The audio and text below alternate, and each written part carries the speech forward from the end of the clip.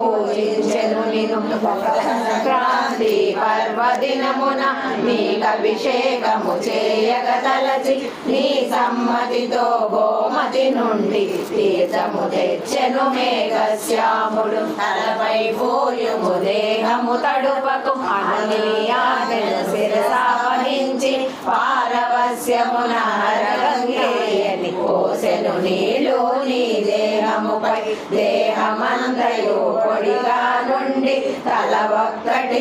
తడుచుట చూచి అచ్చెరు వందెను మేఘశ్యాముడు ఊహించతరమా నీ లీలలను నిన్ను స్వయముగా మసీదులోన పూజించుచుండెను మేఘశ్యాముడు నీ చిత్రపటమును వాడాయందు పూజించుచుండెను ప్రతిదినము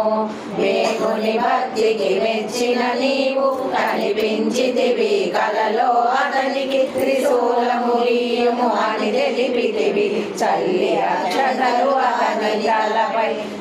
త్రిశూలములియుము అన్న మాటలు తలచుచు మేఘుడు కన్నులు తెరువ నీవు చల్లిన అక్షింతలు చూసి నిజమని తలచెను నీ మాటలను త్రిశూలము గీసెద ఆజ్ఞయిమ్మని మసీదుకొచ్చి మేఘుడు అడుగగా ఒల్లుగావు నా మాటలు ఎప్పుడు స్వప్నము కాదది నిజమని అంటివి వినలేదా నా మాటలు నీవు స్వయముగా వచ్చి పలికితి నీతో వాకిలితో పని లేనే లేదు నారాకకు అని పలికితి నీవు శివుని భక్తుడు మేఘుడు కనుక త్రిశూలము వానితో వ్రాయించి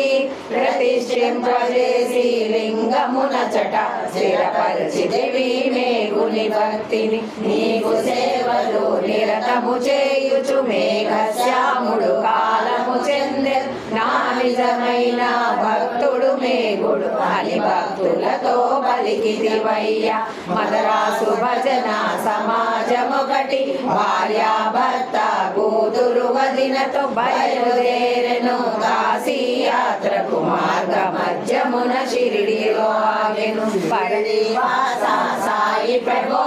పాడిన వినుమా నీ చరితం మా ప్రశ్నలకు జవాబులు తెలుపును నీదు చరితములు